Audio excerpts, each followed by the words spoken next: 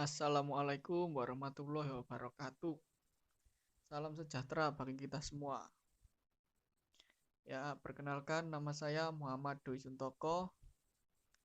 Saya dari STKIP PGRI Jombang dengan NIM 1980025. Di STKIP saya berada di Prodi Penjaskes 2019A. Di sini saya akan menjelaskan apa itu teori behavioristik pada belajar dan pembelajaran. Berikut mari kita simak penjelasannya.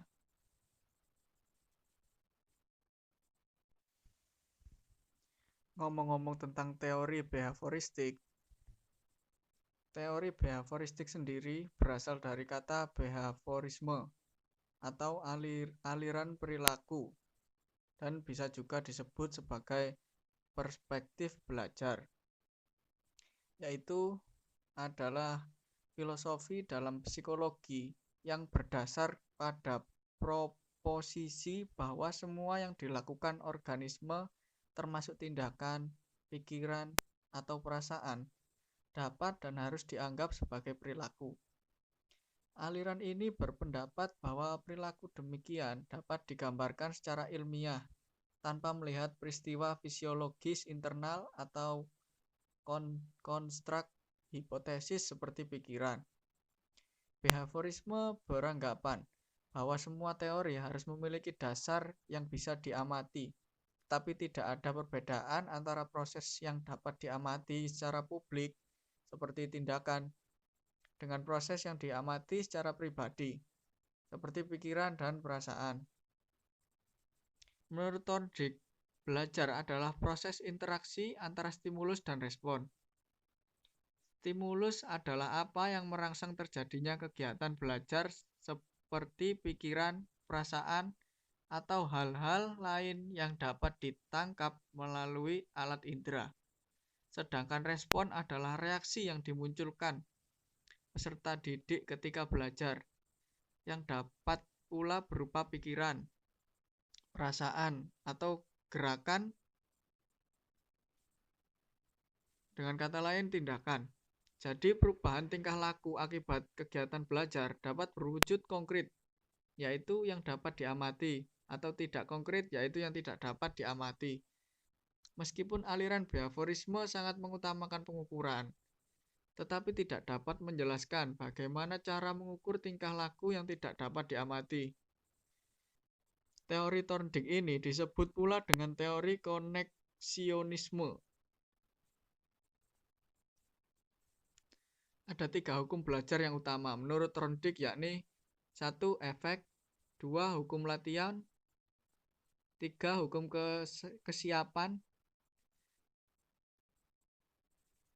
Ketiga hukum ini menjelaskan bagaimana hal-hal tertentu dapat memperkuat respon. Teori Thorndike sendiri bisa disebut dengan teori koneksionisme.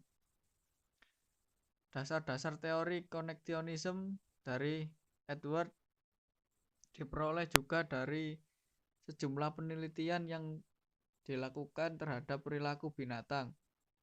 Penelitian Thorndike pada dasarnya dirancang untuk mengetahui apakah binatang mampu memecahkan masalah dengan menggunakan reasoning atau akal dan dengan mengombinasikan beberapa proses berpikir dasar.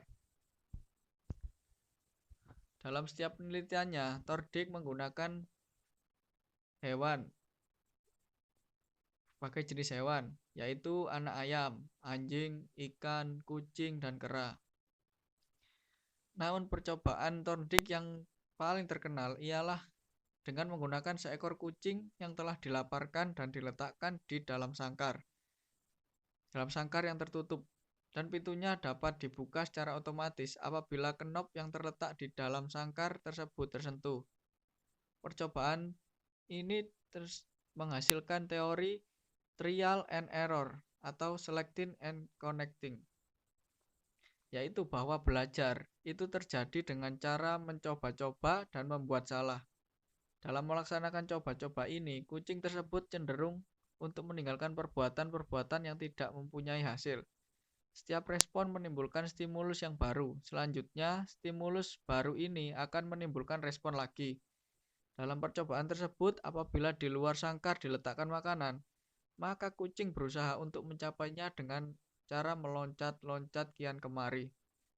Dengan tidak tersengaja, kucing telah menyentuh kenop, maka terbukalah pintu sangkar tersebut, dan kucing segera lari ke tempat makan. Percobaan ini diulang-ulang beberapa kali, dan setelah kurang lebih 10-12 kali, kucing baru dapat dengan sengaja menyentuh kenop tersebut apabila di luar diletakkan makanan. Yang kedua, teori belajar behavioristik menurut Edwin Gutierrez. Menurut beliau, asas belajar yang utama adalah hukum contiguity.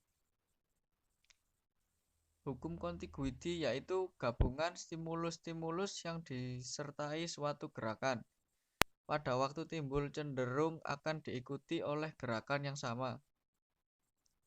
Guthrie juga menggunakan variabel hubungan stimulus dan respon untuk menjelaskan terjadinya proses belajar.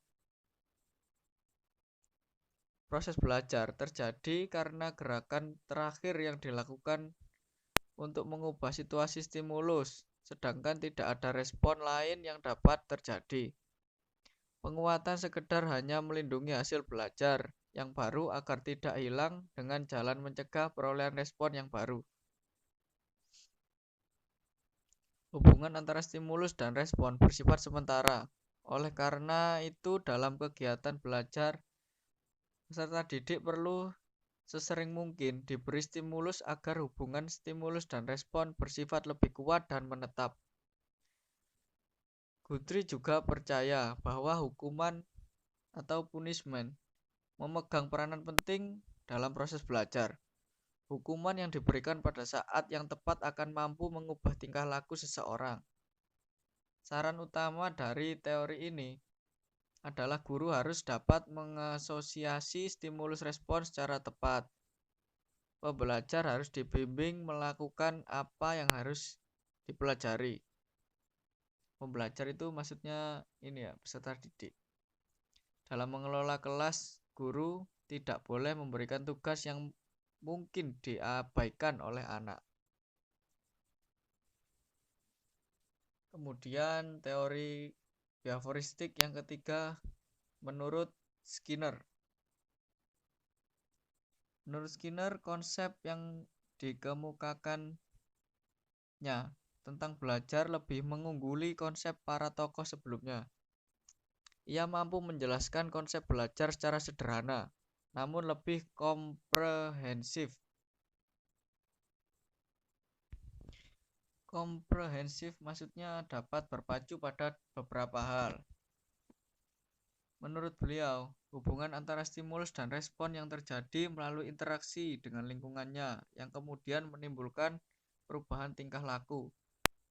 Tidaklah sesederhana yang dikemukakan oleh tokoh-tokoh sebelumnya.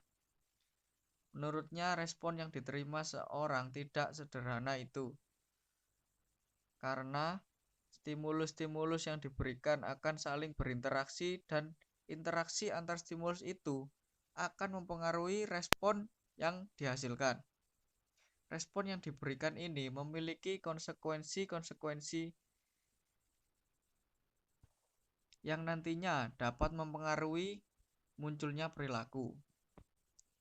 Nah, oleh karena itu, dalam memahami tingkah laku seseorang secara benar harus memahami hubungan antara stimulus yang satu dengan yang lainnya, serta harus memahami konsep yang mungkin dimunculkan dan berbagai konsekuensi yang mungkin timbul akibat respon tersebut. Skinner juga mengemukakan bahwa dengan menggunakan proses perubahan mental sebagai alat untuk menjelaskan tingkah laku hanya akan menambah rumit masalah. Sebab setiap alat yang digunakan perlu penjelasan lagi. Dan demikian seterusnya.